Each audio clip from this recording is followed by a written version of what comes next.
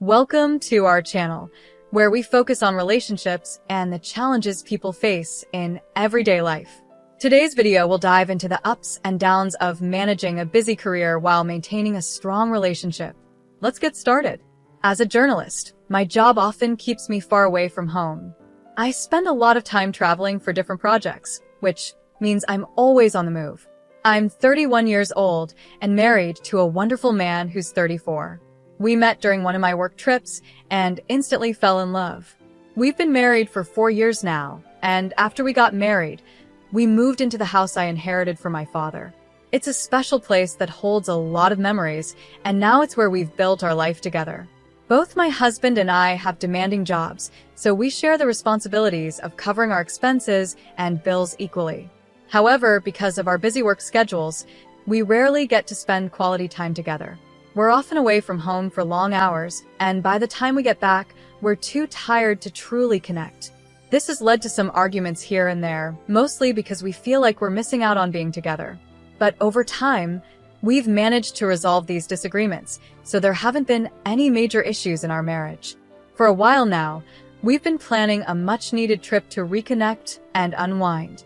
Unfortunately, our busy schedules kept getting in the way, especially because my work was really hectic. I had to move from one city to another for various assignments, so our road trip plans kept being pushed back. We had this idea in mind to take a road trip to a distant city, stay at a nice hotel, and then return home after 3 days. We promised each other that the moment we found a little free time, we would finally go on this trip. We even saved up some extra money so that we could treat ourselves to a stay at a 5-star luxury hotel and enjoy fancy dinners. Finally, the moment came. I got an opportunity to return to my hometown for work, and I managed to apply for a 4-day holiday. I was thrilled. I packed all the essentials, and my husband and I set off on the road trip we had been eagerly waiting for. The excitement was real as we started our journey. We took turns driving, played our favorite songs, and spent the drive laughing and talking about everything under the sun. It felt like we were finally able to let go of all the stress and enjoy each other's company. It was one of those moments that made me feel like life couldn't get any better. After a long drive, we finally reached our destination and checked into the hotel. Luckily, we had booked our room online in advance, so everything was ready when we arrived. We were both so excited to spend this time together and create new memories, not knowing what surprises life had in store for us.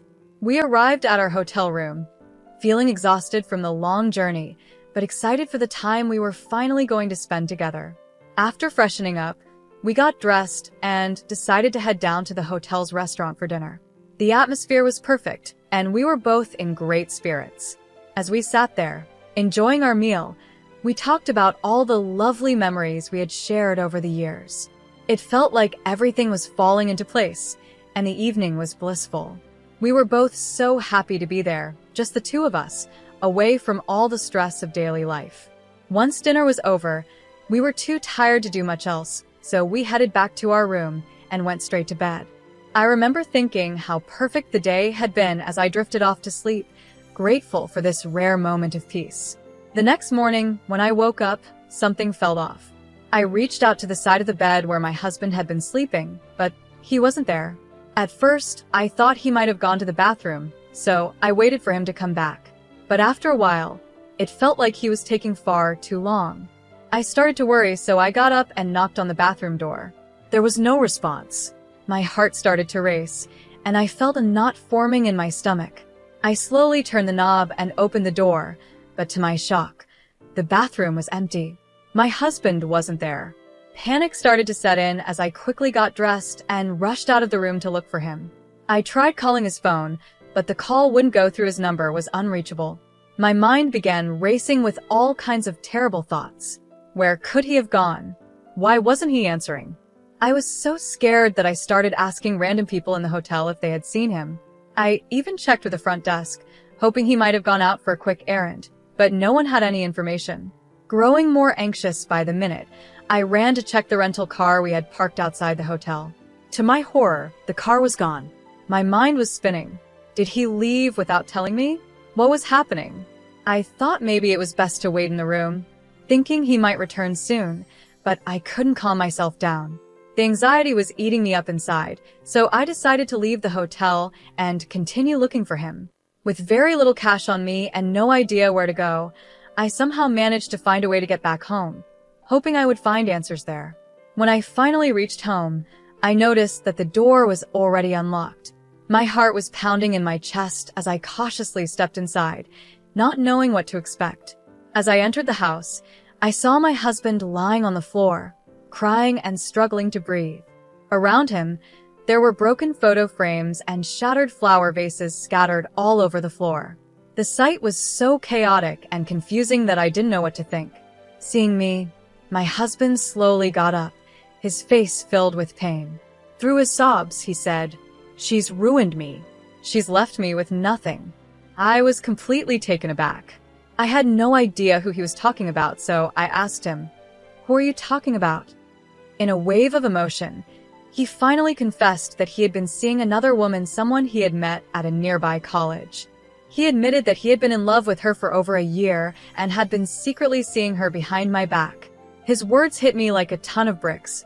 I felt my entire world collapse around me. My head was spinning, and I couldn't bear to listen to any more. I left the house immediately, feeling utterly shattered and betrayed. Since that moment, I've been staying at a friend's place, unable to face my husband after everything that has happened. When I finally collected myself enough to confront him, he had the nerve to blame me for his affair. He said that I was never there for him, that I was too absorbed in my work to notice he needed someone by his side. He claimed I was too focused on my career, saying I had no real value for our relationship. Hearing those words only made the betrayal cut deeper. How could he say that? How could he blame me for his own choices? I had always thought we were a team, but now I feel like I never really knew him at all. I just can't wrap my head around this. How could the man I fought for, the man I stood up to my parents for, be the same person who betrayed me like this? I argued with my family to marry him because I believed in our love, believed he was the one I wanted to spend my life with. Every part of my life revolved around him. I cared about him so deeply and put my whole heart into making our relationship work. While I was giving everything to our marriage, he was off with someone else, someone much younger, being intimate with her while I was completely unaware. What makes it even worse is the thought that our house, our bedroom, was being used behind my back when I wasn't home. Just imagining that freaks me out. How could I have been so blind? Looking back now, I realized there were small signs, tiny hints here and there that something was wrong, but I never gave them enough attention. I ignored the gut feelings and trusted him completely. Now, I feel like such a fool. I can't even look at myself in the mirror because I feel like I was being played this whole time, like I was a clown in this twisted game. And to think, he had the audacity to confess everything to my face. He told me that he fell in love with this other girl, a girl who ended up leaving him for someone else. Now he's sitting here, heartbroken, crying about his loss, as if that's supposed to make me feel sorry for him. How can I even process this? How could he tell me he loved someone else while still being married to me? And now, he's heartbroken because she left him? The whole situation is so absurd that I can't even comprehend it. So, here's the latest update on my situation. My husband came to me recently, begging me to take him back. He's claiming that he made a huge mistake and that he's ashamed of what he did. He keeps saying that everything that happened was just a terrible blunder and he never intended to hurt me. But while he's apologizing, he has the nerve to tell me that I'm partly to blame for all of this. According to him, if I had been more aware or vigilant, I could have figured out his affair much earlier. He even had the audacity to say that it was my carelessness and lack of attention that drove him to cheat. He says he needed more love and attention while I was busy with work, and that's why he turned to someone else. It's unbelievable. Even if I had been absent or preoccupied with my career, does that justify his actions? How can he try to pin the blame on me when he's the one who made the decision to be unfaithful? And if he really loved this other girl, how can he now sit here and say he's heartbroken because she left him? It makes no sense. His apologies, his begging, it all feels so hollow. Now, he's saying we should try to fix our marriage, that we can work on things and make them better. But how can I see a future with someone who has betrayed me like this? How can I rebuild trust after everything he's done? I knew deep down that I couldn't continue living this lie, so I finally gathered the strength to file for divorce. I refused to spend the rest of my life with a man who has treated me so poorly and broken my trust. As soon as he found out that I had filed for divorce, he went completely off the rails. He started acting irrationally, calling me nonstop even though I refused to answer. When I didn't pick up, he took it a step further, calling my friends, my parents, even some of my coworkers, trying to turn them against me. He's been telling everyone that I was never really committed to the marriage, that I was always looking for a way out. He's trying to paint me as the one who is at fault, when in reality, it's him who destroyed everything. I can't believe this is my reality. The man I once trusted with my heart, the man I fought so hard for, has turned into a person I barely recognize. His actions have shown me that he's not the man I thought he was, and I know now that staying in this marriage would only bring me more pain. I deserve better than this, and I'm determined to move forward and rebuild my life without him. When I finally have a small reason to stand up for myself, he accuses me of creating a mountain out of a molehill. As if that wasn't enough, he's also questioning my character now. He's been telling people that I work with male colleagues and travel with them, implying that I'm somehow untrustworthy. Hearing this broke my heart into a million pieces. How could he say such things about me? I've always been respectful, always honored our relationship, and never gave him a reason to doubt me. Yet, here he is, tearing me down and attacking my character, all because I dared to stand up to him. I can't believe this is the same man I fell in love with, the man I fought so hard to marry. He used to be my whole world, someone I thought about constantly, someone I built my life around. But now, it feels like he's become a stranger. How could he stoop so low as to insult me like this? He doesn't even think before speaking these hurtful things. To make matters worse, my parents called me, asking me to reconsider my decision to divorce him.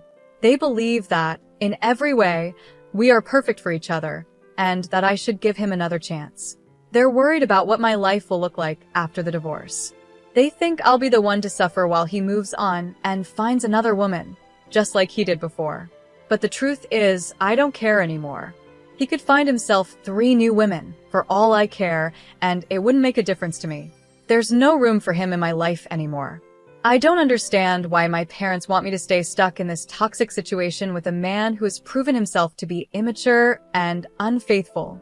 I'm a well-established woman. I have a good job, a stable income, and I own my house. Why should I compromise and give him another chance after everything he's done? Did he stop to think about our marriage when he was involved with that younger girl, someone who clearly didn't care about him or our relationship? Of course not. So, why should I be expected to overlook it now? My friend supports me completely and has told me she will stand by me no matter what decision I make. Her support means everything to me, and it helps remind me that I deserve better. As for the house, I'm the one who owns it, and I've decided I'm going to kick him out. He doesn't deserve to stay here, not after everything he's done. I think that's part of his problem, too. He knows he'll be homeless unless he moves back in with his parents, and that thought probably terrifies him. But that's not my concern. He made his choices, and now he has to deal with the consequences. My husband is nothing but a selfish, ungrateful man. He had a loving wife who built a career, owned a home, and worked hard to keep the marriage alive. Yet he still betrayed me. Just because I was busy with work and away for some time, that didn't give him the right to do whatever he wanted behind my back. It doesn't excuse his behavior, and he knows that.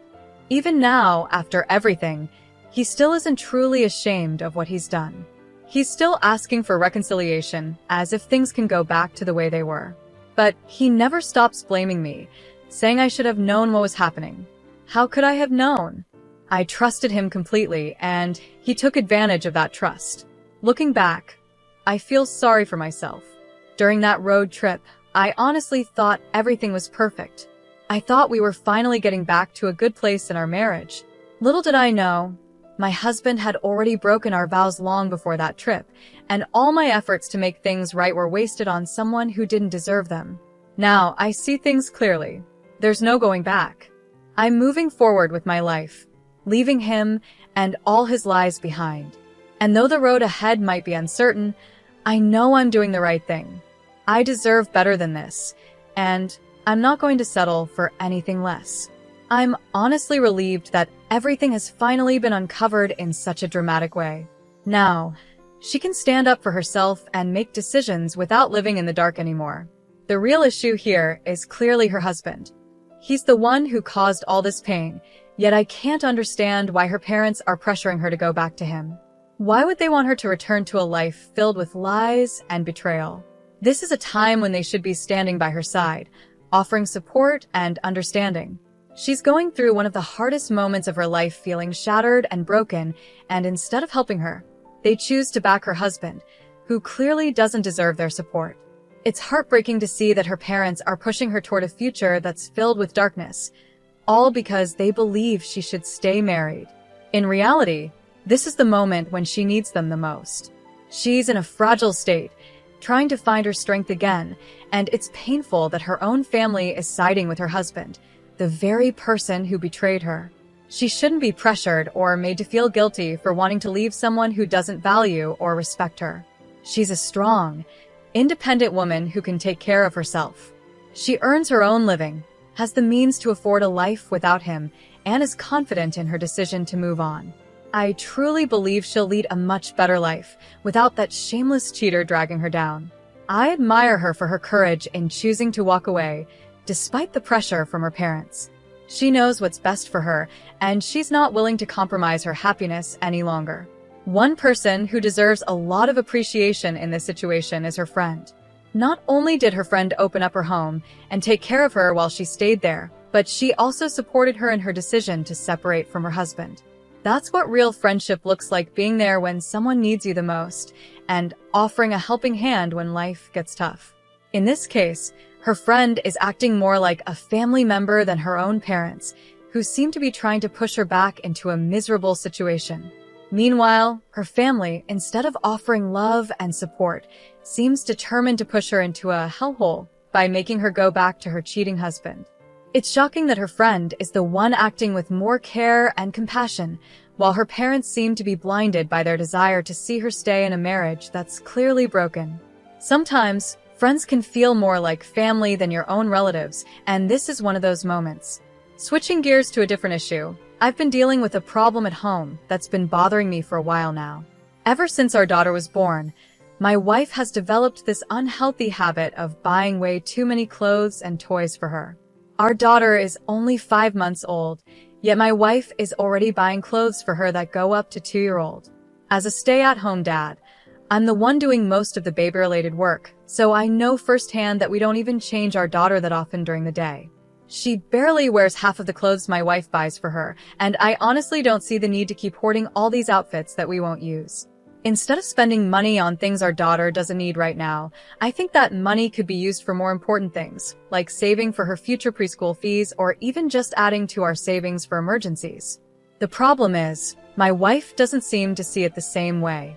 After she finishes work and helps with the house chores, she goes straight to her phone and starts browsing online, especially on Amazon. She orders these baby clothes in bulk without a second thought, and she doesn't even talk to me about it. Some of the clothes she buys are from high-end brands, which we don't need, and I've been too afraid to let our daughter wear them in case she stains or ruins them. It's frustrating because, at the end of the day, our daughter is going to grow out of these clothes within the year, and all that money is being wasted. It's not like these outfits can be repurposed or used for long, so what's the point? I decided to take matters into my own hands and gave away some of the clothes designed for ages 8 months and above. I passed a few along to my sister, who also has a baby girl, and donated the rest to a local charity that helps single mothers. I feel like it was the right decision. Our daughter already has more than enough clothes to last her a year, and we don't need any more. It's hard to understand why my wife feels the need to keep buying more when we already have plenty. At this point, it's better to put that money towards something that will actually benefit our daughter in the long run, like her education or savings for her future. But for now, at least I've cleared some space and helped others in need with the clothes that we won't be using. I wasn't planning to tell my wife about what I had done until things took an unexpected turn at a recent family gathering. My sister was there with her little girl, and as fate would have it, my niece was wearing some of the very clothes my wife had bought for our daughter. When my wife noticed, She immediately confronted my sister and found out the truth that I had given those clothes away. My wife was furious when she realized what had happened. Looking back, I can understand why she was upset. Maybe I'm the one to blame here. I should have asked for her permission before giving the clothes away, or, at the very least, I could have tried to resell them to get some money back. But deep down, I knew she wouldn't agree with that idea. That's why I felt like I had no choice but to make a tough decision on my own. From my point of view, those clothes were better off with someone who actually needed them. Our daughter already had more clothes than she could wear, and there was no point in keeping more that she'd likely outgrow before getting a chance to wear them. I tried explaining this to my wife, but even after apologizing and sharing my reasoning, she's still upset with me. I just wish she would stop this pattern of impulse buying clothes for our daughter, especially since I've talked to her about it several times before. It's not that I don't appreciate her wanting the best for our little one, but the constant buying is unnecessary when we already have so much. To clarify, my wife is responsible with our finances in other areas. She pays all the bills and expenses on time, so we don't have any issues there. But I'm concerned that her impulse buying could eventually put a strain on her earnings. The money she spends on extra baby clothes could instead be going into our joint savings account, helping us build a more secure financial future. Some people might say I'm the a-hole in this situation, and maybe they're right. I can see how giving away the clothes without telling her wasn't the best approach. But at the same time, I genuinely believed I was making a practical decision. Our daughter is only 5 months old, and babies grow quickly. The clothes I gave away were for ages 8 months and older, but we already had plenty for her to wear. I figured it made more sense to give them to someone who needed them, rather than just letting them sit there unused. But then again, maybe I got it wrong. Some might say that it's completely ridiculous to give away brand new clothes that would fit our daughter in just a few months. After all, baby sizes aren't always consistent, and kids go through growth spurts all the time. I guess I didn't fully consider that we'd need to have the next couple of sizes available for when she grows into them. It's not like my wife was buying clothes that were way too big or completely unnecessary. Having clothes ready for the next stage is practical, and by giving them away, I may have created more of a problem. Now, in a month or 3, my wife might have to buy even more new clothes, which will cost us even more money. Another thing I didn't think about is that I've been hesitant to put our daughter in some of the nicer outfits my wife bought, just because I'm afraid she'll stain them. But now I realize how silly that sounds. She's a baby. Of course, there are going to be messes. If the money has already been spent on these clothes, why not let her wear them? Whether it's a $10 onesie or a designer outfit, she's going to outgrow it in no time anyway. A stain here, or there isn't going to matter in the long run. I should have just put her in the clothes, taken a few cute pictures, and let the inevitable mess happen. Babies are messy. That's just a fact of life. What I should have done from the start is have a grown-up conversation with my wife.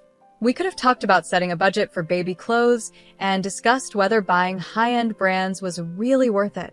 Maybe we could have agreed to return some of the designer outfits, or at least limit how much we spend on them. If she's completely unwilling to compromise and it starts affecting our ability to save money, then that's something we'd need to address. But getting rid of clothes that would fit in just a few months without discussing it first, that was a mistake. I can see that now. It didn't really benefit anyone, and in the end, it just created more tension between us. So, in this situation, I might be the a-hole, but it's something I'm willing to work on. I just hope we can move forward from this and find a better way to manage things in the future. We recently had senior recognition for my team since the regular season is over. Each year, the seniors are recognized for their accomplishments both on the team and academically. They are escorted by their parents and receive a framed uniform as a gift. When introducing the seniors, they say, "Here is first name, last name from hometown, escorted by her parents, mom's first name and dad's first name." I asked my coach not to use my mom and stepdad's last name because it's different from mine and brings up some uncomfortable feelings.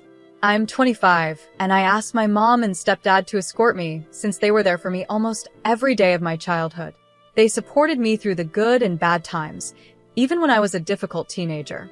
My stepdad stuck by me and loved me, even though I didn't like him at first because he wasn't my biological dad. I thought it was impossible for him to love me as much as he loves my half-siblings, but he always did. To me, they're not half-siblings, they're just my siblings. On the other hand, my dad, stepmom, and half-siblings lived in another state. I saw them during some school breaks and holidays, but once I started practicing every day, I saw them less. My dad and stepmom would visit me once a month, but my stepmom always seemed upset that my dad would spend time with just me during those visits. My dad and stepmom came to my last competition of the regular season. I hadn't told my dad it was senior recognition because I didn't know he was going to show up. When they found out, my dad was sad and my stepmom got upset. I told them both that they are part-time parents and that it didn't make sense for them to expect credit for raising me or supporting my athletic career when they lived so far away. Later, my dad called me crying, which is rare for him. He told me how much he loves me and how hard it was for him to be away. My stepmom just lectured me, saying they did their best by visiting once a month. Now, I feel a little guilty for not telling my dad about the recognition and for yelling at him. But my theory about my stepmom not wanting me to have my dad's attention all to myself still feels true. I don't think I'm in the wrong here. I also imagine that my half-siblings might feel the same way about my dad choosing me and my mom over them when we were younger. I was a baby and didn't understand what was happening, but looking back, I can see he didn't treat them fairly. After asking my parents some vague questions, I'm pretty sure it was mostly my mom's influence, about 80%, and 20% my dad's fear of causing problems or conflict. If you want a relationship with your dad, I'd suggest directly asking him why he hasn't been around, and whether it was because of your stepmom. You're still young, so if you want to, you can try to fix things with him. My half-siblings are in their late 30s and early 40s now, and my father has already passed away. Either way, though, you're definitely not in the wrong here, and you never will be. You're not at fault. Being a parent who only shows up during vacations is a choice. If your kids are important to you, you do everything you can to be part of their lives. Your dad chose not to be involved, and from the sound of it, your stepmom encouraged that choice. They can't expect anything from you. That said, if this situation has made your dad realize he's been absent, you could sit down and talk to him, just the three of you, about how you've seen his role in your life and what you'd need from him if he wants a better relationship with you. But that decision is 99% up to you.